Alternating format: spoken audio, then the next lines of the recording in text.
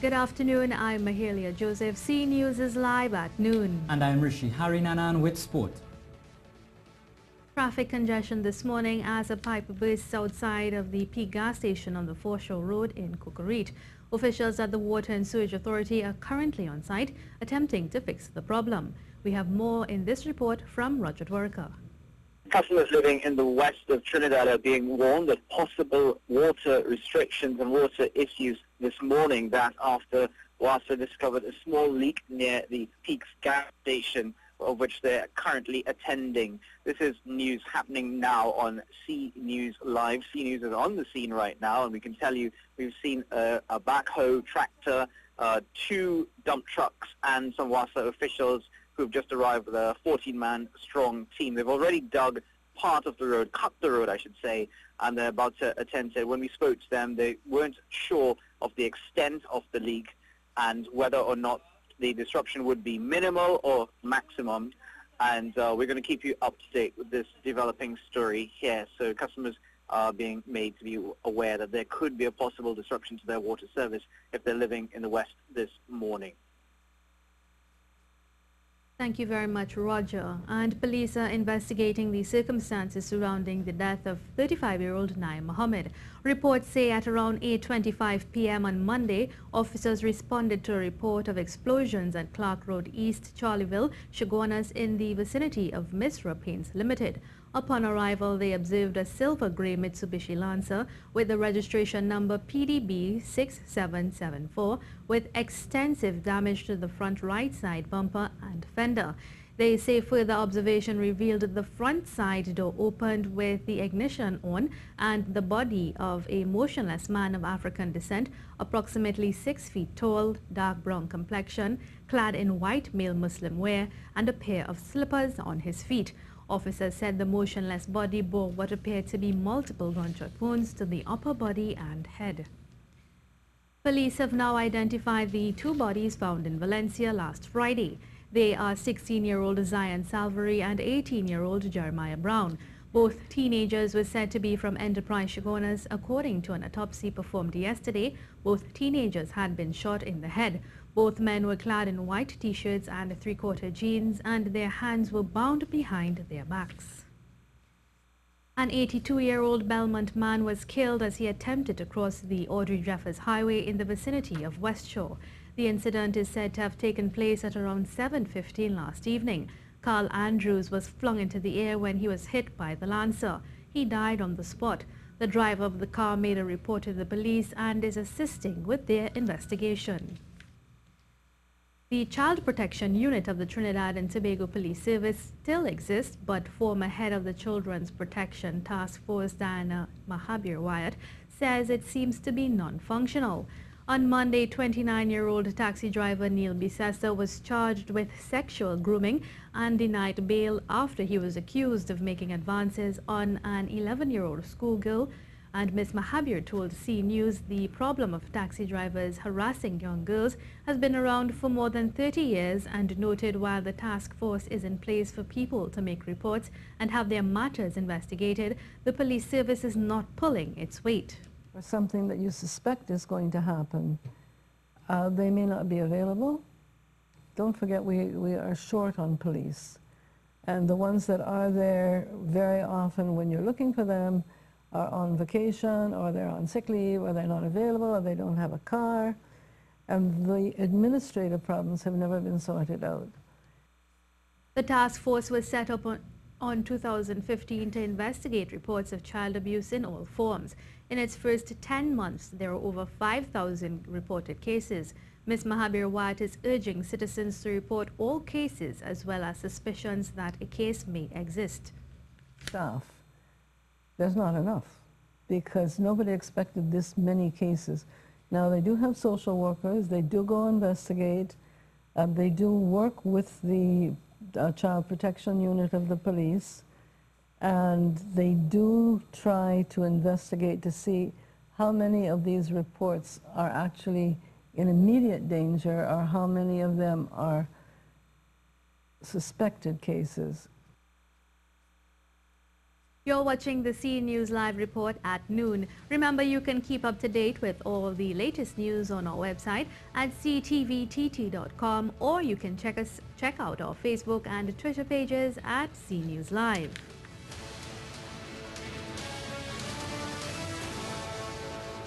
Fish samples will be sent to the Food and Drug Administration laboratory in the United States for testing. This was confirmed in a statement issued by the Minister of the Ministry of Planning and Development on Monday.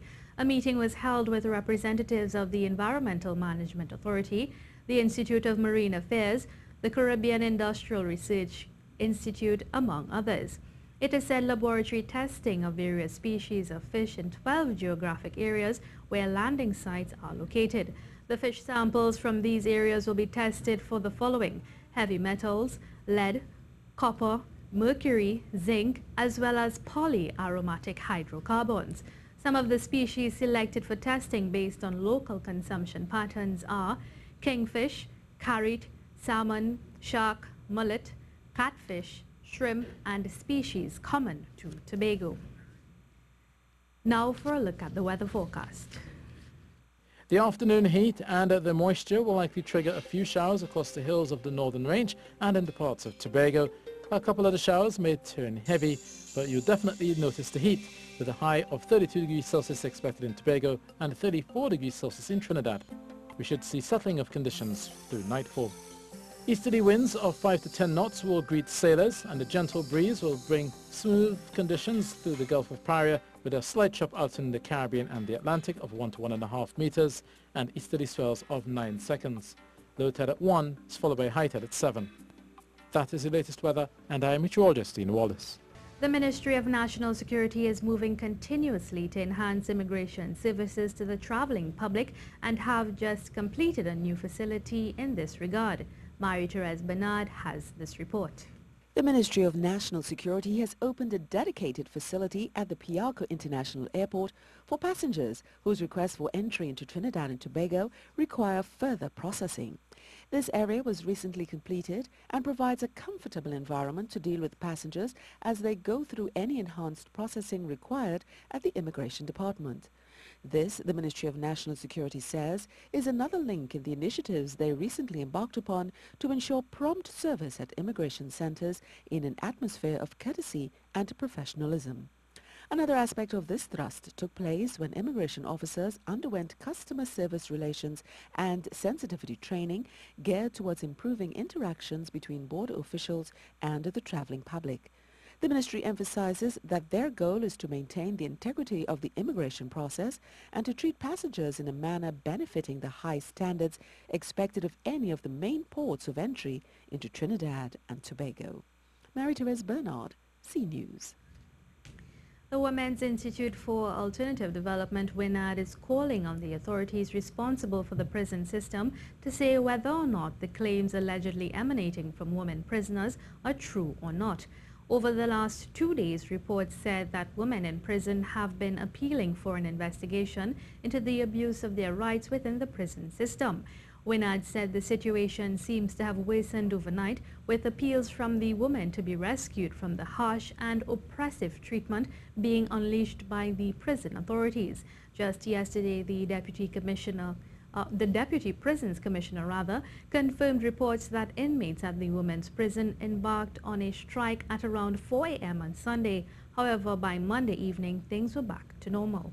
The Assistant Commissioner, the Deputy Commissioner of Operations went this morning together with other senior staff, and they more or less spoke with the inmates, and everything is back to normal. President of the Federation of Independent Trade Unions, Joseph Remy, says government should inject money into the country's economy so that economic activity can restart. He says government can begin with the agriculture sector. Mr. Remy says this will allow the food import bill costs to decrease as well as to address the current foreign exchange shortage. To prescribe solutions that have been recommended by the Dr. IMF and the Dr. World Bank and the Dr. IADB that are not working in the best interest of ordinary citizens. And again, we believe that we need to take a serious fundamental policy shift and move away. And that's why we are saying that instead of austerity measures, this time around we should inject funds. The government has to inject funds into the economy to bring back economic activity. According to Mr. Rami, the labor movement has made a proposal to government on where they can get money to inject into the economy.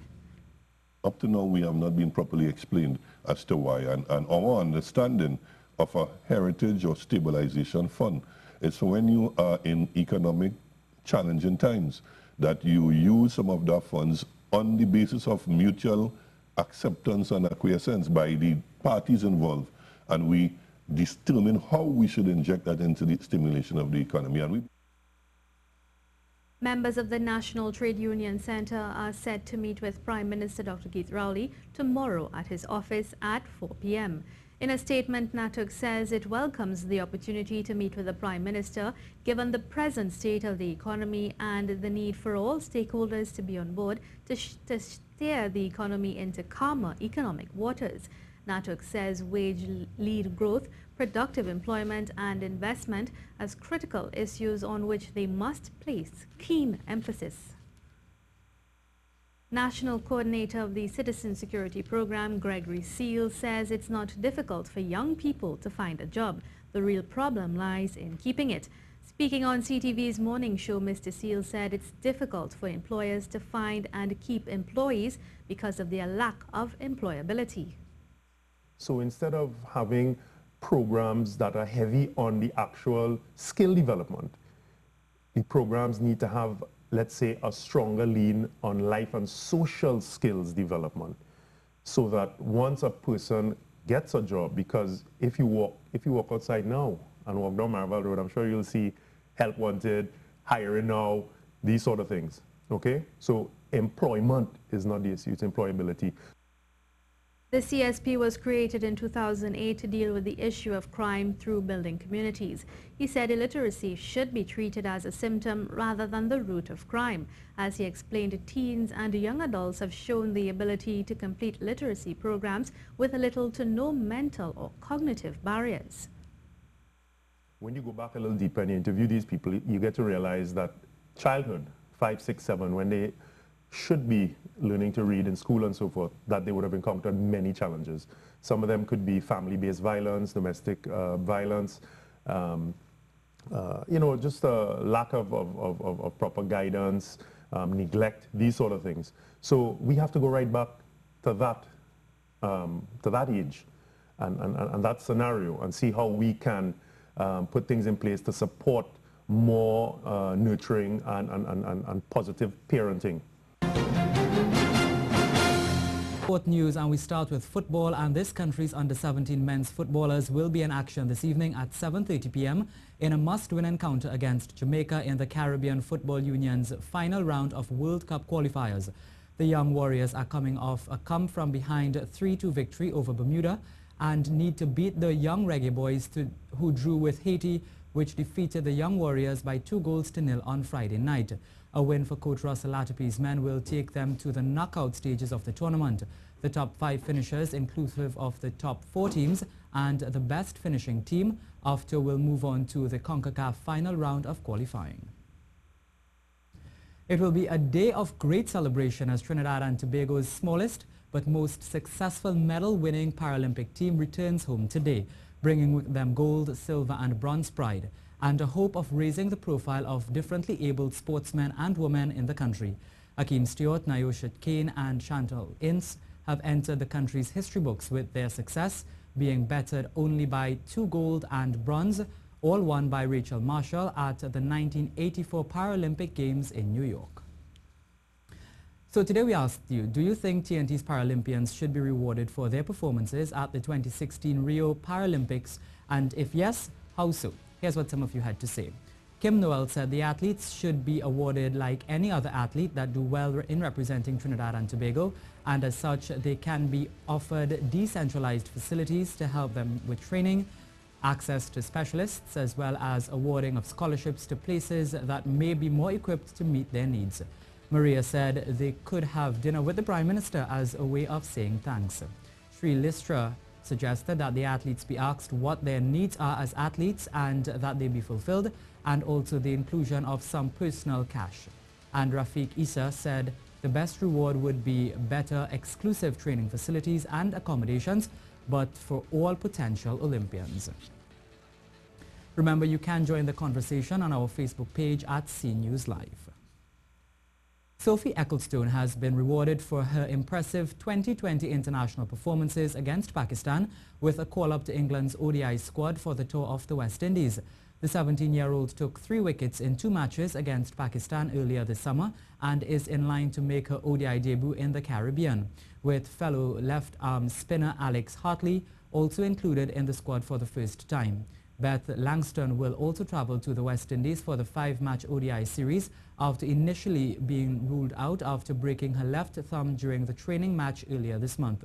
But the 24-year-old has recovered quicker than expected and returns to the international fold for the first time since making her 2020 international debut, also in the West Indies 3 years ago. Head coach of the men's national hockey team, Glenn Fido Francis, says he was happy with his team's performance in their 4-match series with Barbados. The Soca Stickmen won 2 and drew 2 of those matches, and it's a performance their coach believes they can build on. Ken Fuentes spoke with the coach earlier today. The national team is preparing for the FIH World League Round 2 next year, and though Coach Francis's team needed penalties to get past the Bajans in their final match, he was happy with the end result in the 4 matches. The 4 months was really good. We started to train 2 months now, and when the guys started fit in, we started to do the stuff that I'm asking for them to do. Generally, I'm satisfied with the performance. Our coach would always want more, but for 2 months in training, not bad at all. Francis says this is a period of change in Trinidad and Tobago's hockey, with the national team now focusing on the future in terms of personnel on the men's national team. Our last one was the Pan Am Games. As a coach, we didn't do too well, so I decided now we're going to start a new cycle. At least the 8 or the 12-year cycle, as we call it. So, we start now at least hoping that players will stay on for about the 8 years or 12 years in the program, so we could reap the benefits in the future. Sometimes we will have to take some knocks for making tough decisions that call them back certain senior players, but that's how it is sometimes. And though the transition period may take some time, with quite a few challenges for his team, he believes the time for excuses with our national teams have come and gone. As a team and as a country, we know how to, try not to make excuses for anything, and just rally through the hurdles that we can get now, and just make it work, and that's how I'm thinking, When you look at other countries like Jamaica and the Cubans and a lot of other people, they have much worse facilities than us, and they produce really top athletes. The Bajans also expressed their appreciation for the stern competition they received from the new-look Trinidad and Tobago outfit. Kent Fuentes, C Sports. Former World 100-meter champion Tyson Gay will take part in this week's USA Bobsled National Push Championships. Gay tested positive for steroids at the U.S. Athletics Championships in 2013 and served a 1-year ban with his results back to July 2012 annulled.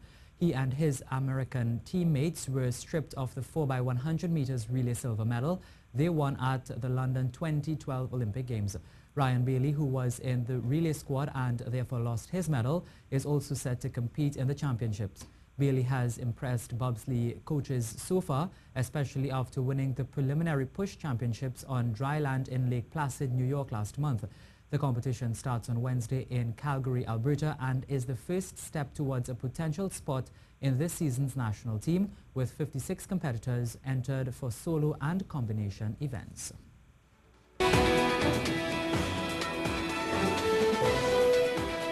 Here's a look at what's taking place in the region. In Jamaica, 4 police officers have been suspended without pay in connection with a jailbreak at the Denham Town Police Station in Kingston on Sunday. Reports are that at about 7:30 a.m. during a routine cell check of the lockup, the men were discovered to be missing. Upon further investigation, officers observed that the prisoners plotted their escape by cutting a ventilation grill. Police said one of the 9 men have since been recaptured. An estimated 4,000 persons are currently suffering from Alzheimer's in Barbados, and this number is likely to rise due to an increasingly aging society. Minister of Social Care Stephen Blackett called for the issue to be treated with seriousness, as the persons suffering from Alzheimer's were particularly vulnerable to all types of abuse and neglect in their homes and in institutions. This because they could not comprehend or explain what was happening to them. As the Commonwealth Magistrates and Judges Association conference opened, Guinea's Prime Minister Moses Nakamutu on Monday openly lobbied Commonwealth members of the judiciary on the Guyana-Venezuela border controversy. Decades-old tensions boiled over from mid-2015 between the two countries after ExxonMobil announced the discovery of a huge oil reserve offshore Guyana. Venezuela made 2 degrees unilaterally annexing Guyana's Atlantic waters as its territory. CARICOM has since condemned that move. The Guyanese President David Granger, who was absent from the conference, is currently attending the United Nations General Assembly in New York, where he plans to push for a juridical settlement of the border issue. They are hoping Secretary General Ban Ki-moon will decide to send the border controversy to the International Court of Justice before he leaves office later this year. A deepened commitment between Cuba and Iran has been forged as Iran's President Hassan Rouhani met with his Cuban counterpart Raul Castro on Monday in Havana. The two reaffirmed friendly ties and expressed a commitment to deepening their collaboration. During the visit, Iranian and Cuban officials signed documents for collaboration in the health, education and science sectors, as well as a memorandum of understanding on banking. Vulnerable small island states and developing countries stand to gain access to billions of dollars of climate finance with the aid of a new Commonwealth initiative. The Commonwealth Climate Finance Access Hub, hosted by the government of Mauritius, was officially opened today by Commonwealth Secretary General Patricia Scotland and Mauritius Prime Minister Anirudh Jognauth at a signing ceremony in New York. It will help governments dealing with the ravaging effects of climate change to draw down funding from a global fund target of $100 billion a year by 2020.